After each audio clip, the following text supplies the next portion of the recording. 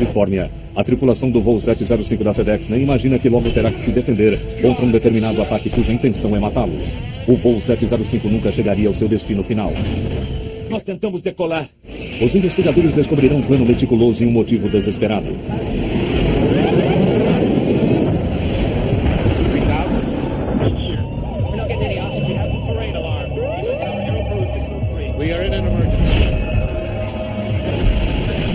Mayday, desastres aéreos. Esta é uma história real baseada em relatos de testemunhas oculares. Abril de 1994. Um avião de carga da FedEx está a caminho da Califórnia. É um dia perfeito para voar. Altímetros. 9-2 aqui. Mas fora da cabine, uma tragédia está prestes a se desenrolar. Os pilotos do voo 705 da FedEx estão a segundos de uma situação sem precedentes. O que é isso? Meu Deus!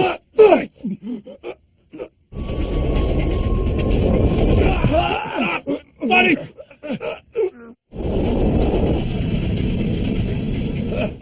Que é isso? Centro, emergência. Mas me diga, ele tentou decolar? Precisamos de ambulância e uma intervenção armada.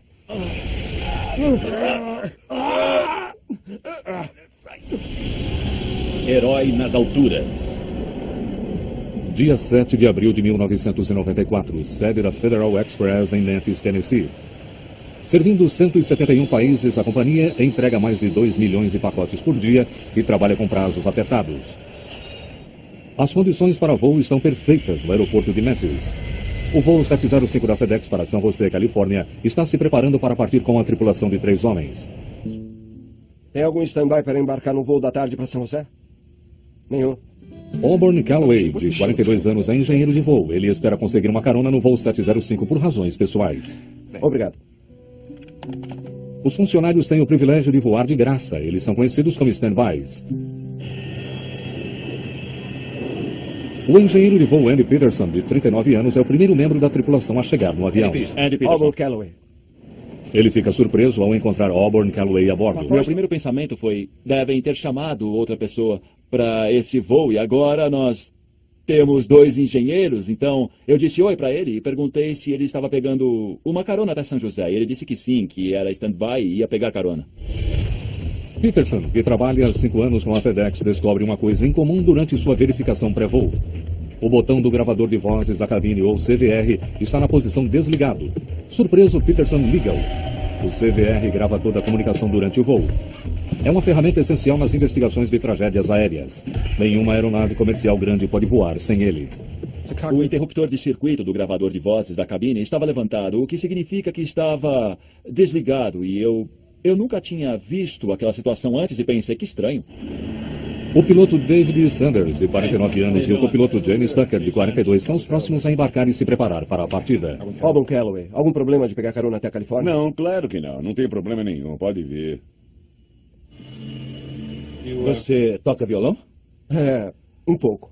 Ele era legal, era calmo, nada nele indicava que ele fosse um louco. Eu notei que ele estava levando um violão no estojo. Estava à direita, na frente da rede 9G. E eu não vi a hora de entrar na cabine e começar a fazer a verificação, porque tínhamos muito a fazer. Mas algo estava estranho. Eles não sabiam, mas Calloway tinha sido escalado como engenheiro de voo no voo 705.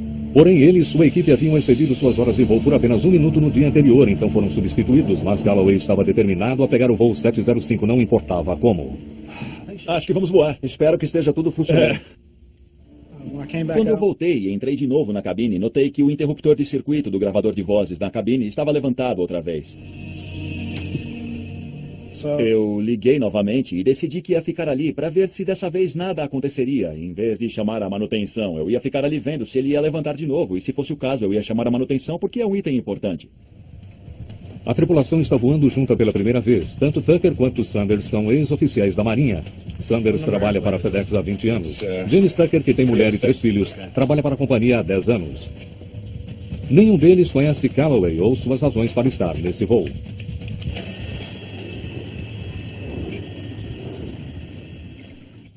FedEx 705 tem permissão para decolar. FedEx 705 prontos para decolar.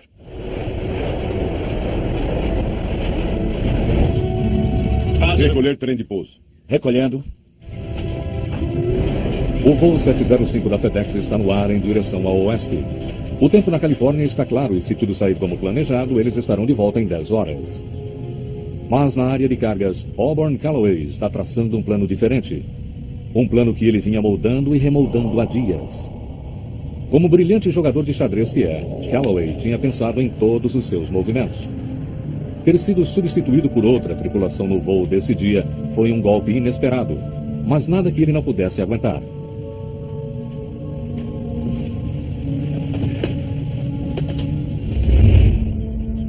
Ainda em casa naquela manhã, Calloway tinha feito pequenos ajustes em seus planos. A mochila que ele tinha planejado levar em sua jornada estava no concerto. Em vez da mochila, ele pega um estojo de violão. Como empregado da companhia, é improvável que seja revistado, e um estojo de violão parecia inocente o bastante. Ele conseguiu algo que nenhum outro afro-americano havia conseguido.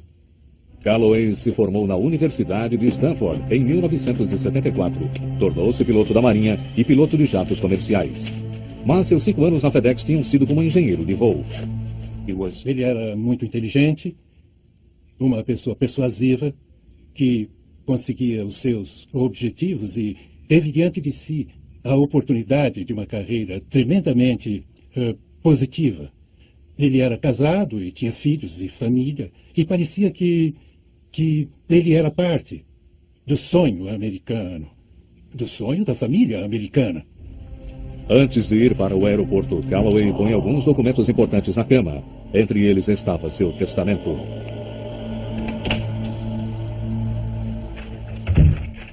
Voltaremos a seguir com Desastres Aéreos, no Nat Geo. O voo 705 da FedEx está a vários minutos fora de Memphis, ainda subindo e ultrapassando os 5.800 metros. Jim Tucker está pilotando o avião, usando o modo de controle de voo e aproveitando para desfrutar do céu claro da tarde.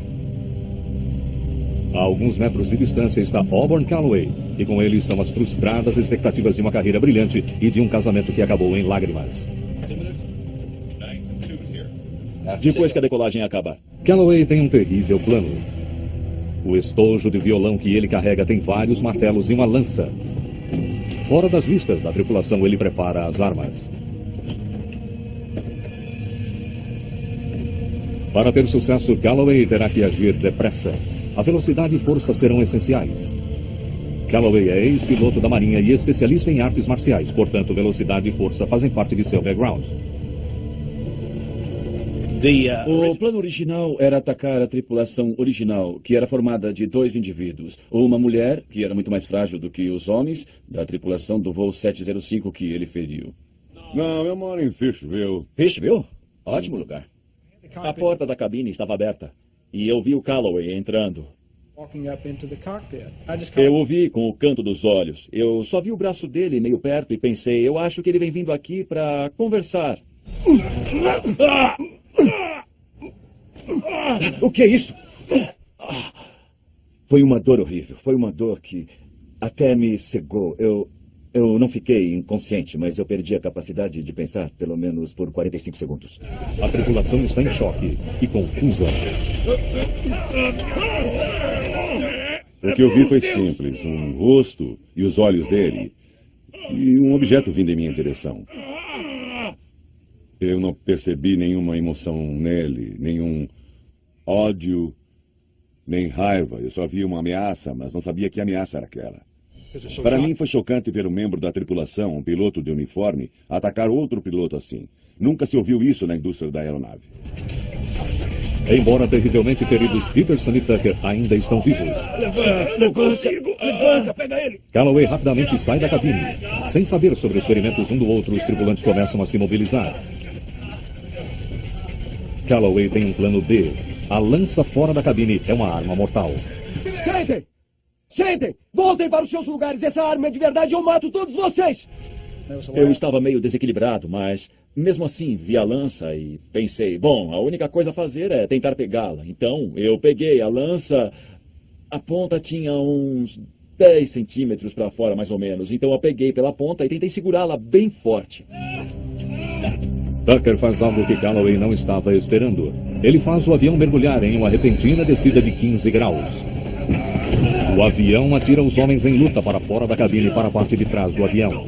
Eu já tinha percebido que o que eu tinha nas mãos era provavelmente uma das melhores armas disponíveis, ou seja, a própria aeronave. Tucker não tinha sido apenas piloto da Marinha, mas também um instrutor de aviões de combate A4. Sua experiência como piloto de caça em poucos minutos se provaria valiosa. Eu estava olhando para a situação como se fosse uma situação de manobra de combate no ar. Pega ele! Na comunidade dos pilotos de caça da Marinha, nós fomos ensinados que a primeira coisa a fazer numa situação dessas é lutar. Você torna a situação e o bandido imprevisíveis e usa a imprevisibilidade dele contra ele mesmo. E aí você mata a charada. Mas o piloto não para aí. Tucker imediatamente gira a enorme aeronave para a esquerda em uma manobra acrobática para tentar desarmar Calloway. Os homens rolam sobre a cortina de fumaça à esquerda do avião. Eu sabia que tinha que fazer algo bem abrupto, muito rude, alguma coisa que ele não estivesse esperando.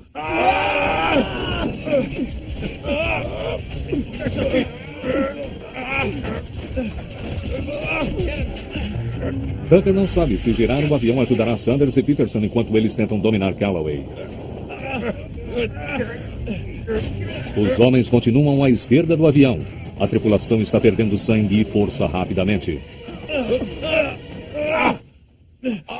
Tucker continua a executar manobras tentando manter uma referência visual de fora pela janela ao lado do capitão. Peguem ele que eu controlo o avião. Fiz o avião rolar e ir completamente no sentido vertical, mas nesse ponto em particular, se eu continuasse girando o avião, eu realmente não poderia ver o que estava fazendo. A cabine de um avião não é um telhado de vidro onde você tem visão total, ele tem janelas grandes, mas quando você executa essas manobras, na verdade, você não consegue ver muito o que está fazendo. Então eu virei o avião cerca de 140 graus até o ponto onde eu ainda podia ver a lateral, à medida que o nariz do avião começava a aparecer. Tucker leva o DC-10 de 250 mil quilos a um ângulo de 140 graus, deixando-o quase de ponta cabeça. Aeronaves comerciais nunca devem girar mais de 60 graus. Os homens continuam sua luta no teto da aeronave. Calloway alcança o martelo e atinge Sanders na cabeça. Tucker decide colocar o avião em um mergulho íngreme, uma atitude arriscada, mas inteligente.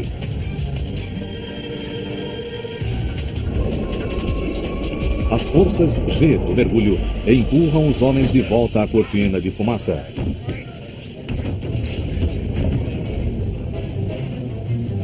O avião está viajando a uma velocidade muito perigosa. Tucker está fazendo exigências para as quais a aeronave não fora projetada. DC-10 nunca deveriam estar voando a mais de 695 km por hora. Tucker está a mais de 800. Nenhum DC-10 na história viajou tão rápido e sobreviveu. O indicador de velocidade do ar estava maximizado. Ele tinha atingido o ponto que chamamos de Barbie Pole. O avião não consegue ir mais depressa, mas você sabe que está indo um pouco mais depressa do que está indicando ali por causa do que você normalmente não ouve em velocidade mais baixa em um jato daquele tamanho. E uma delas é o som incrível do vento entrando na cabine. Com a velocidade do ar aumentada, o fluxo de ar sobre o estabilizador ficou distorcido. Os niveladores começaram a balançar para frente e para trás. Se a agitação ficasse mais forte, os controles poderiam tornar-se inoperantes e Tucker não teria como tirar o avião do mergulho.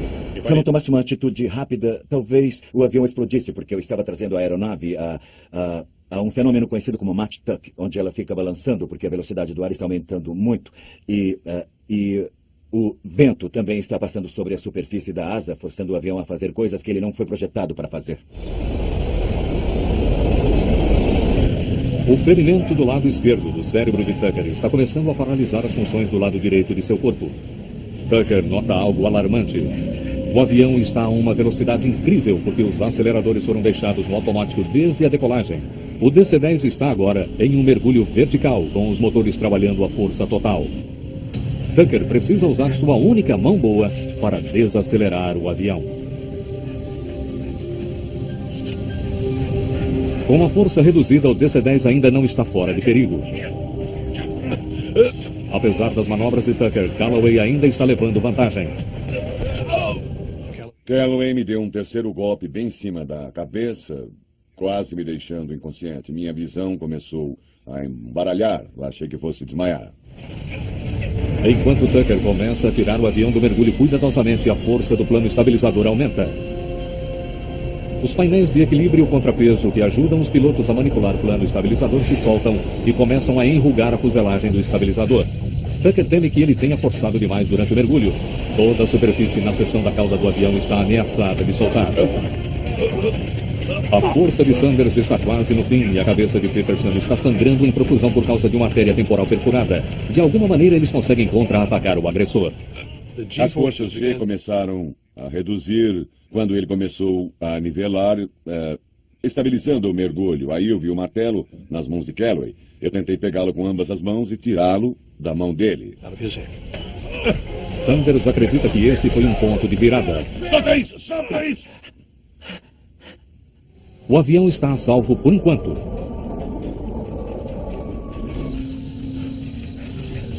Cerca de 1 minuto depois do começo do ataque, Tucker finalmente tem uma chance de mandar um rádio para Memphis. Centro de emergência. O controlador de tráfego aéreo, Ken Flashman, e seu funcionário recebem o pedido de emergência de Tucker. Aeronave em emergência, repita. Centro, emergência. Aeronave em emergência, repita. Centro, escutem. Express 705, eu fui ferido. Fomos atacados. Alguém tentou Controlar o avião, me deem um vetor, por favor. Estamos voltando para Memphis, depressa. Express 705, vou em direção a 095, direto para Memphis. 095. Direto para Memphis. Chame uma ambulância e alerta total no aeroporto. Memphis, ainda estão me ouvindo?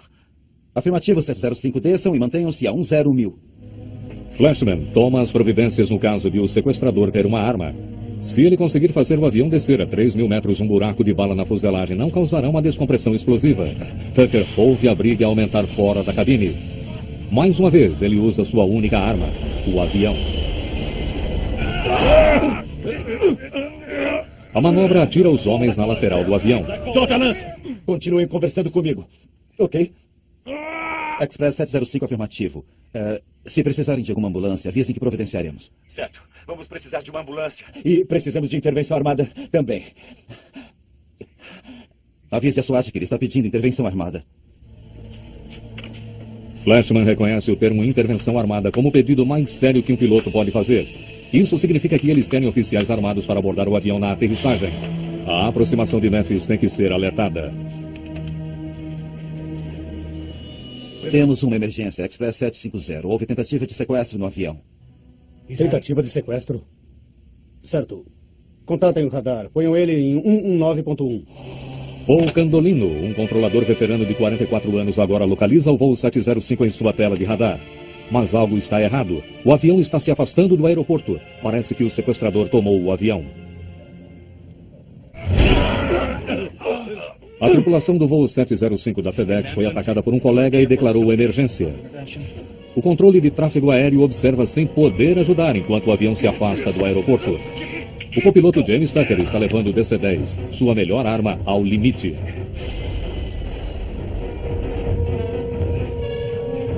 Agora ele força o avião, girando a enorme aeronave para a direção oposta. Tucker, com sua experiência militar, reverte o giro, mantendo suas manobras imprevisíveis. Eu estava sozinho na cabine. A luta ainda estava sendo travada lá atrás e eu não sabia quem estava ganhando nem quem estava perdendo.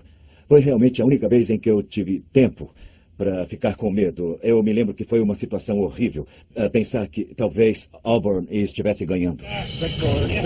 3 minutos e meio depois do ataque, embora ferido, Auburn Calloway não solta a lança. Ajuda, ele está me mordendo! Eu estava com raiva naquele momento, então quando eu o atingi foi com a intenção de incapacitá-lo e eliminar sua habilidade de lutar. Não matar, mas feri-lo o suficiente de maneira que ele não conseguisse mais lutar. Então quando eu girei o martelo, foi com toda a força que eu tinha. Sanders e Peterson dominam Calloway momentaneamente. Oi no piloto automático que vem aqui! O capitão está gritando para Tucker vir ajudar, mas ele é o único que está pilotando o avião. Express 705, contate a aproximação de Memphis a 19.1. Eles já sabem da sua emergência. Peça um canal único de frequência. Um canal único de frequência, entendido. Vamos passar isso adiante. 119.1. Oi no piloto automático! Venha, time depressa, Tucker! Foi provavelmente o pedido mais estranho que eu já tinha recebido, porque eu era a única pessoa que estava ali na cabine. Largar tudo ali e ir ajudá-lo significava que eu teria primeiro que levantar Coisa que até o momento eu não sabia se conseguiria fazer. Eu tentei levantar e foi muito difícil. Jim Tucker, com uma fratura no crânio e só um lado do corpo funcionando, põe o avião no piloto automático e luta para sair de seu assento e ir ajudar. Espere, eu já estou indo. Piloto automático. Mas o avião ainda não tinha se estabilizado completamente para que o piloto automático pudesse assumir. Ok. Agora não há ninguém pilotando o avião. Voltaremos a seguir com Desastres Aéreos no Nat Geo. 705, estão me ouvindo?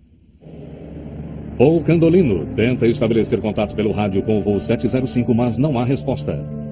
O radar deles mostra que o avião foi para o norte, depois para o oeste e finalmente para o sudoeste, afastando-se do aeroporto. Só havia um estranho silêncio.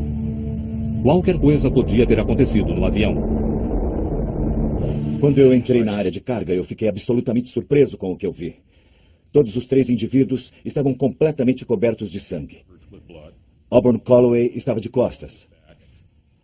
Havia papéis por toda parte. Dava para ver que a cobertura dos assentos normais em uma aeronave comercial, estava toda rasgada. Havia marcas de sangue no teto da aeronave e casacos que tinham caído dos compartimentos. Era uma perfeita carnificina. Sanders desarmou Calloway e deu a lança a Tucker. Se mexer no dedo, eu te mato. Fica de olho nele, eu fico com um avião. Pode ir. Tô indo. Eles decidem que Sanders, o piloto, deve levar o avião de volta a Memphis. Pega isso. Tucker quer as armas o mais longe possível de Calloway e pede que Sanders as leve com ele para a cabine. Em uma situação de emergência, espera-se que o capitão pilote. Mas eu estava meio tonto por causa da luta. E não tinha certeza da direção do avião. Também não tinha certeza sobre as condições dele. Mas parecia que ele estava voando normal. Eu estava sangrando muito na parte de cima da cabeça e não conseguia enxergar com meu olho esquerdo. Pensei que a luta tivesse terminado, porque eu tinha atingido Calloway 4 vezes na cabeça com um martelo de meio quilo com toda a minha força. Ele tinha parado de reagir e estava sangrando como se estivesse muito ferido. Tucker não pode mais dizer se sua mão está segurando a lança ou não. Os golpes que ele levou na cabeça fizeram o sangue coagular em seu cérebro e prejudicaram seu sentido do tato. Quero levantar! Deixa eu levantar! Eu não brigo mais! Por favor, eu não consigo respirar! Embora ferido com várias aberturas em seu crânio, Albert Calloway não merece confiança. Ambos os pilotos sabem que suas forças estão se esgotando. Preciso respirar! Sanders, de volta ao assento do piloto, precisa levar o avião para o solo. E depressa. Memphis, está me ouvindo? Quem fala é Express 705? 705, isso mesmo. Express 705, Memphis, entendido. Estou ouvindo. Podem ir direto a Memphis se conseguirem pouse na pista 9. O altímetro é 30.29R. Entenderam que estamos declarando emergência? Precisamos de uma equipe de segurança na aterrissagem. Vamos tentar parar na pista. O capitão Sanders, sem os óculos e com sangue escorrendo nos olhos, acha que o avião está em seu curso de volta para o aeroporto. Mas, na verdade, ele ainda está indo para sudoeste, para longe de Memphis, a mais de 550 km por hora. Entendido. Express 705. Tudo sob controle ou ainda está progredindo? Parece que controlamos. Candolino quer avisar o piloto, mas está com medo que a tripulação ainda esteja sob ataque, tentando confundir o sequestrador voando na direção errada. Express 705, conseguem fazer a volta e ir para o aeroporto? Sim, me dê um vetor. 100, vetor Memphis. Sanders assume o avião e estabelece o curso de volta ao aeroporto. Estamos indo para o aeroporto. Por enquanto, a situação no DC-10 parece estar sob controle, mas uma possível tragédia está prestes a acontecer. No aeroporto de Memphis, o pessoal de emergência começa a tomar posição. Precisamos de segurança quando aterrissarmos. Vou tentar parar na pista. Um avião de carga da FedEx está prestes a aterrissar depois que um sequestrador tentou assumir o controle. Toda a tripulação está seriamente ferida. O paramédico David Tigg é um dos primeiros a receber o chamado. Eles anunciaram a situação pelo sistema de alto-falantes no centro de controle de tráfego aéreo. E eu era novo ali. E então eu não consegui entender muito bem. Mas entendi as palavras sequestrador e mais alguma coisa. E fui avisado que havia um sequestrador a bordo do avião. E depois fomos até a pista, a bordo do avião. E depois fomos até a pista onde o avião deveria pousar. O avião está indo em direção à segurança do aeroporto de Memphis. Mas estar por si só também é outra possibilidade assustadora. A aeronave está com mais de 18 toneladas acima do peso recomendado para aterrissagem, com mais de 38 mil quilos de combustível ainda em seus tanques. Em muitas situações de pousos de emergência, há tempo e oportunidade de se jogar fora o excesso de combustível. Mas Sanders sabe que os niveladores estão longe demais para serem acessados em segurança. O piloto precisa levantar e ir até onde fica o engenheiro, onde estão os botões que liberam o combustível e virar os botões na posição de soltar combustível.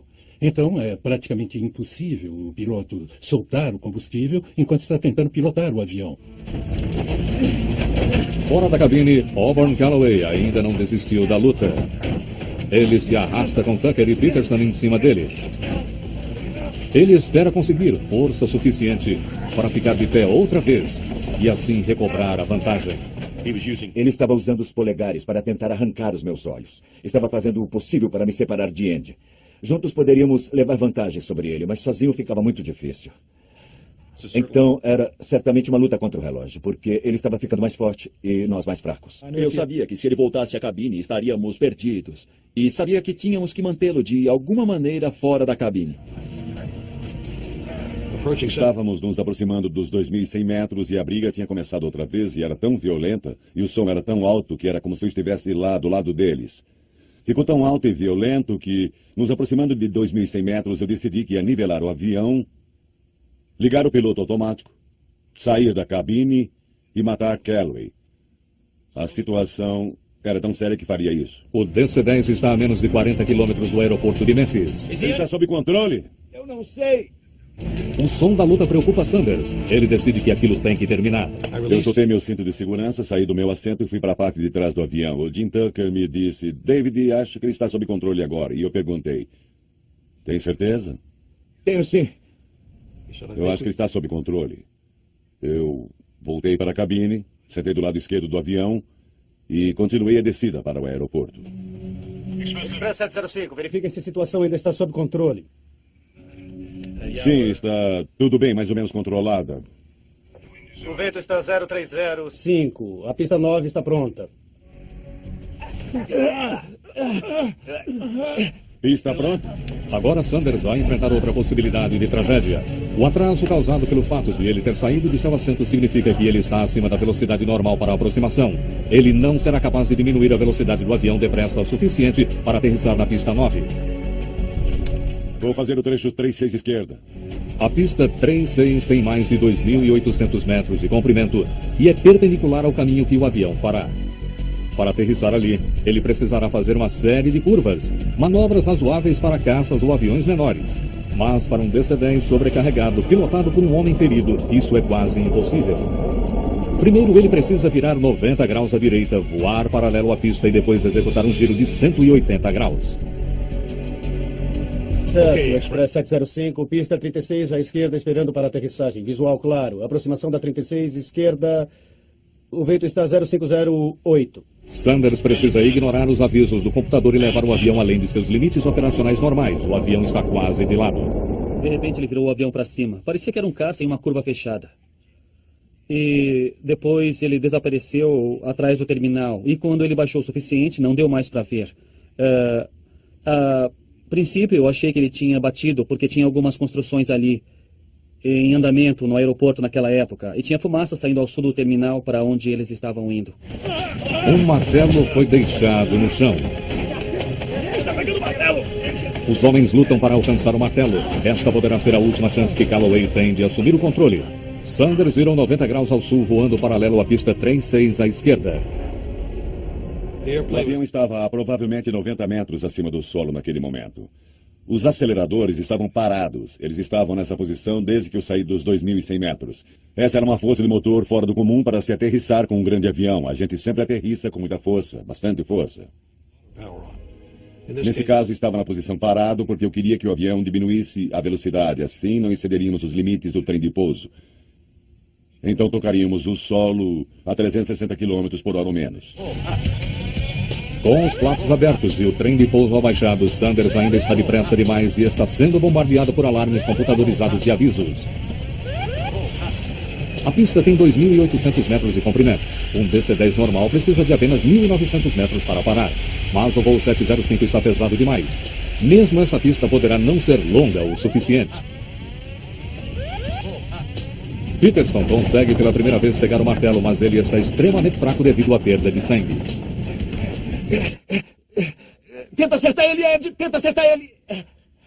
Eu estava quase implorando para ele fazer aquilo, sabe? Para acertar o cara. Ele poderia nos atingir também. Acho que dei uma olhada fixa para ele, do tipo... Do que você está falando? E ele olhou para mim como um pai olha para o filho, dizendo... Você tem que fazer isso. Bata nele.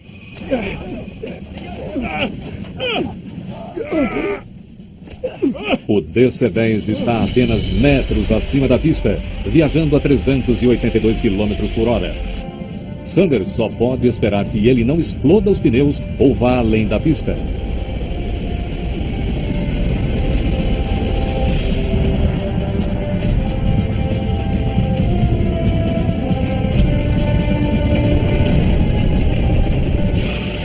Por sorte, todos os 10 pneus suportaram o impacto da aterrissagem. O capitão David Sanders aterrissou o avião com apenas 300 metros de pista. A tripulação do voo 705 está em segurança no solo, mas ainda não está fora de perigo.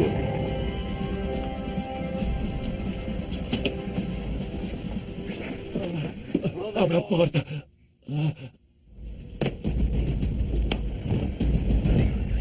O escorregador estava coberto com um tipo de talco, então ele não gruda quando precisa ser aberto. Isso fez com que as pessoas deslizassem ao subir. A polícia e os bombeiros tentaram subir pelo escorregador. Um dos bombeiros quase conseguiu subir. E eu abri a porta do avião e puxei ele a bordo. Quem é o agressor? O atacante é ele. Tinha sangue em toda parte. Por todo o teto, nos assentos, na pequena área. Estava tudo coberto de sangue. Você tem algemas? Não. Então é melhor pegar uma, porque esse filho da mãe é perigoso. Eu preciso de algemas. Você pode me dar uma? Tig recebe um par de algemas.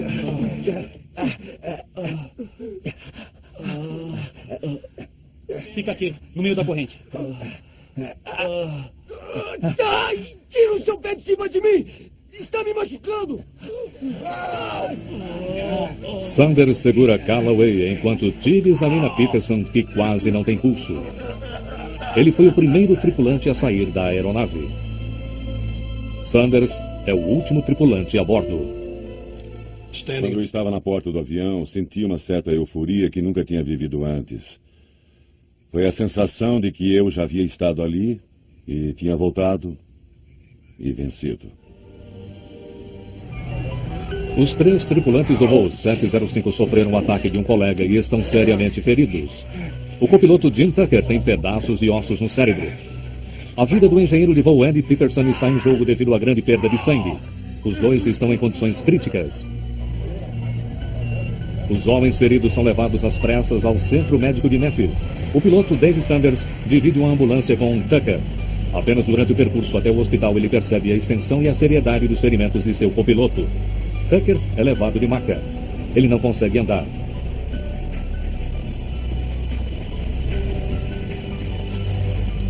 Vencido e sob custódia, Calloway também é levado para a mesma sala de emergência. Mas uma pergunta importante permanece. Por que Auburn Calloway atacou a tripulação do voo 705? A história começa a se desdobrar. Divorciado em 1990, Auburn Calloway ainda tenta sustentar a ex-esposa e seus 2 filhos e quer garantir seu futuro financeiro. Eu estava muito interessado no bem-estar dos filhos. Interessado em que eles não tivessem a mesma infância que ele teve. A evidência de um ataque suicida contra a FedEx cresce enquanto os investigadores procuram na aeronave e encontram uma carta que Calloway deixou para a mulher. Querida Pat, eu quero que você e as crianças saibam que eu vivi por vocês. Eu penso no bem-estar de vocês todos os dias. Mas como eu posso garantir ter dinheiro suficiente para a educação de Kayla e Bernie em Stanford? Ele era obsessivo quanto ao bem-estar dos filhos. Estava interessado nos filhos. Eu acredito que ele estava interessado também no casamento dele. Agora eu sei que o casamento dele faliu ou estava falindo praticamente na época do incidente. Mas acredito que era difícil para Pat ser casada com ele. 7 de abril de 1994. A vida de Calloway tinha sido uma decepção após outra. O insucesso do casamento, as crianças que ele não pôde mandar para a universidade, o brilhante piloto que terminou como engenheiro de um avião de carga e agora um acontecimento chave. No dia seguinte ele deveria comparecer a uma audiência da FedEx para falar sobre informações falsificadas. Empresa. Durante nossas investigações, parece que ele falsificou para mais o número de horas de voo que ele tinha e A empresa estava verificando isso. Calloway devia estar com medo de ser despedido. Aos 42 anos apenas, sua vida profissional poderia estar terminada. Ele tem uma solução. O objetivo é o de deixar os filhos bem. O objetivo é escapar, eu acho, da dor de sua vida. Ele não pode continuar vivendo essa vida e ainda deixá-los bem, porque está prestes a perder a carreira. E agora ele não vai poder mais lhes dar o que gostaria. Mas a vida dele tem valor se for dada em acidente. Voltaremos a seguir com Desastres Aéreos, no Nat Geo. Calloway saca todo o dinheiro que pode e manda um total de $54 mil à sua ex-mulher. Mas seu seguro de vida vale cerca de $2,5 milhões se ele morrer em um acidente de trabalho.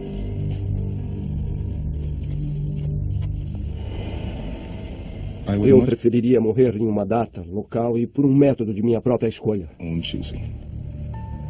Eu percebi há algum tempo que a minha segurança e o meu futuro estão ameaçados. Então, eu acho que já é hora de ir. Talvez ele acreditasse que a família pudesse receber o seguro máximo se ele fizesse com que tudo parecesse um acidente.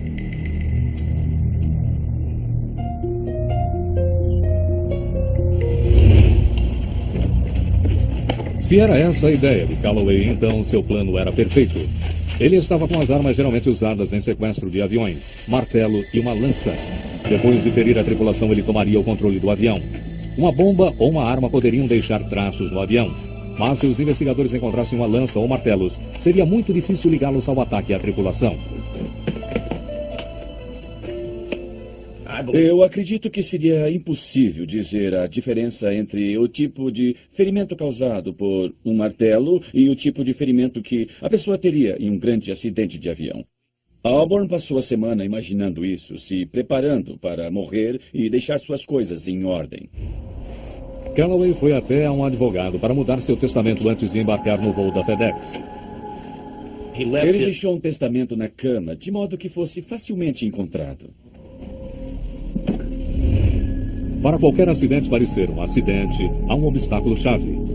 O gravador de vozes da cabine do avião. Desligando-se esse gravador, não haveria prova nenhuma. Acho que podemos voar. Espero que tudo esteja funcionando. Se durante sua inspeção pré-voo Peterson descobrisse o botão desligado, isso seria um contratempo. Mas Calloway sabia que ele teria que pilotar o avião apenas por meia hora, o tempo de duração da fita. Depois de 30 minutos, qualquer gravação incriminadora desapareceria para sempre. Eu acho que ele ia fazer uma coisa horrível. Algo parecido com o que vimos no 11 de setembro. Se Calloway tivesse sido capaz de controlar o avião, ele poderia ter jogado DC-10 com mais de 38 mil quilos de combustível a bordo em qualquer lugar, inclusive na sede da FedEx, matando seu empregador e um grande número de funcionários no solo. Seria a vingança máxima por ter sido injustiçado pela companhia. O voo 705 da FedEx durou 30 minutos, mas o impacto que ele causou durou anos. Embora Auburn Calloway tenha alegado insanidade temporária, em seu julgamento o júri não acreditou nele e o julgou culpado. No dia 11 de agosto de 1995, ele foi sentenciado à prisão perpétua em uma penitenciária federal. Ele não poderá apelar. Os pilotos desse voo são verdadeiros heróis. Foi incrível como eles foram capazes de fazer o que fizeram, dados os ferimentos que tinham. Quando alguém é atingido com um martelo no crânio, pode haver uma irradiação e as rachaduras podem se alastrar no crânio. E se elas forem muito grandes, poderão causar rupturas nos ossos, no local onde o martelo atingiu o crânio. Esta aqui é uma réplica do meu crânio. O desenho foi feito por um aparelho de tomografia para dar a forma real do meu crânio e também a forma do defeito com o qual estávamos lidando aqui. Esta é a área onde eu fui atingido, no parietal esquerdo. Durante 1 ano e meio, eu fiquei com esse problema. Eu levei 2 anos e meio para me recuperar completamente, porque eu tive que aprender a andar, mascar chiclete e fiz 3 operações muito sérias. Eu fiz mais 2 operações nele depois da primeira e eu acompanhei durante sua reabilitação. Eles têm um tipo de material que se encaixa exatamente na parte do meu crânio. A parte que sofreu os danos, e é claro, ela é da grossura do crânio. É um tipo de acrílico chamado STD, ou substituição dura de tecido. No dia 26 de maio de 1994, a tripulação do voo 705 da FedEx foi condecorada pela Associação dos Pilotos com uma medalha de ouro por heroísmo, a mais alta honra que um piloto civil pode receber. Contudo, por causa da seriedade dos ferimentos, nenhum deles pôde voltar a pilotar novamente. Eu sempre pensei, eu vou lutar, eu vou superar isso. Mas então eles descobriram que eu tinha um leve problema de ataques. Eu não tenho mais esses ataques, mas é porque eu tomo medicamentos. E agora a única maneira de eu voar sem ter ninguém comigo seria sem medicamentos. E foi decretado que eu nunca mais poderei fazer isso, porque tenho que tomar medicamentos por toda a minha vida. Eu sinto saudades de voar. Toda vez que eu vejo um avião, eu fico imaginando para onde está indo. E sinto muita falta disso. Mas eu dou graças a Deus de ainda estar vivo e poder estar com a minha família. Sinto falta dos laços que você tem com os outros pilotos, tudo que a gente faz juntos. Eu sinto muita falta disso. Muita falta mesmo.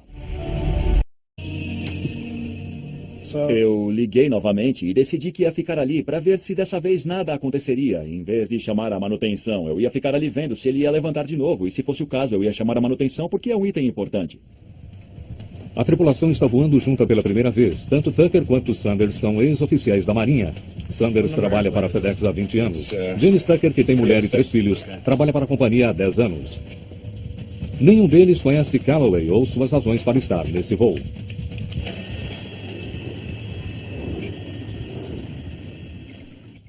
FedEx 705, tem permissão para decolar. FedEx 705 prontos para decolar.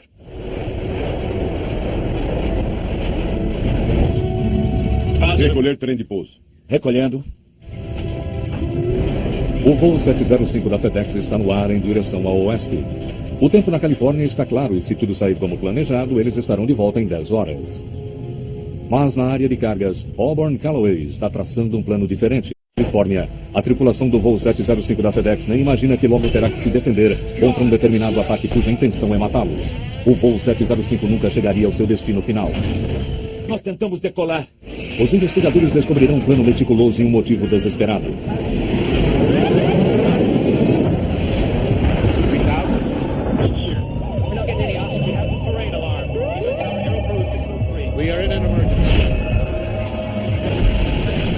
Mayday, desastres aéreos. Esta é uma história real baseada em relatos de testemunhas oculares.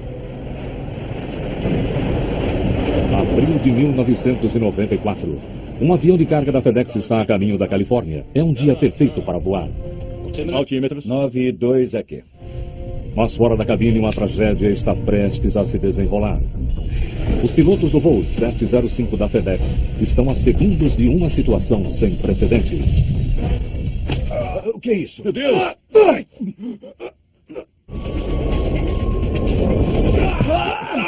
Pare!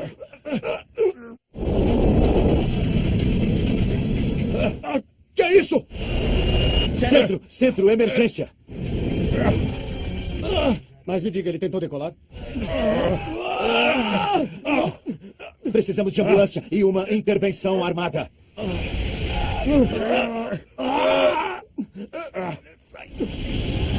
Herói nas alturas. Dia 7 de abril de 1994, sede da Federal Express em Memphis, Tennessee.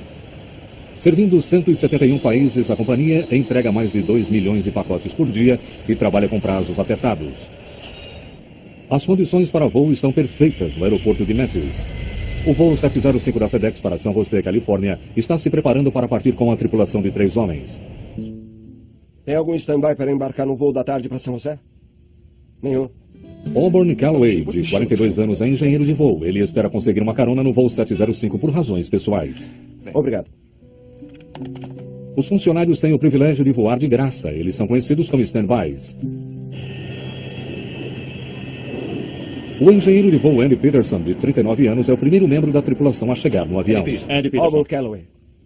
Ele fica surpreso ao encontrar Auburn Calloway a bordo. Meu primeiro pensamento foi, devem ter chamado outra pessoa para esse voo e agora nós temos 2 engenheiros. Então eu disse oi para ele e perguntei se ele estava pegando uma carona até São José. E ele disse que sim, que era stand-by e ia pegar carona.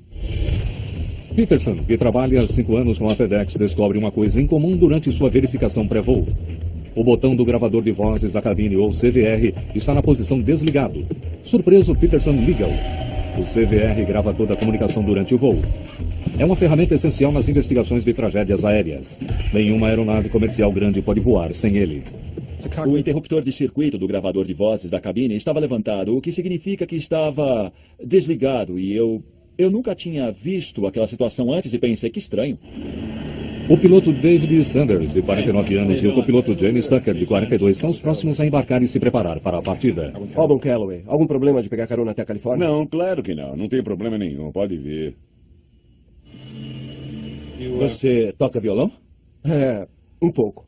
Ele era legal, era calmo, nada nele indicava que ele fosse um louco. Eu notei que ele estava levando um violão no estojo. Estava à direita, na frente da rede 9G. E eu não vi a hora de entrar na cabine e começar a fazer a verificação, porque tínhamos muito a fazer. Mas algo estava estranho. Eles não sabiam, mas Calloway tinha sido escalado como engenheiro de voo no voo 705. Porém, ele e sua equipe haviam excedido suas horas de voo por apenas 1 minuto no dia anterior, então foram substituídos. Mas Calloway estava determinado a pegar o voo 705, não importava como. Acho que vamos voar. Espero que esteja tudo funcionando.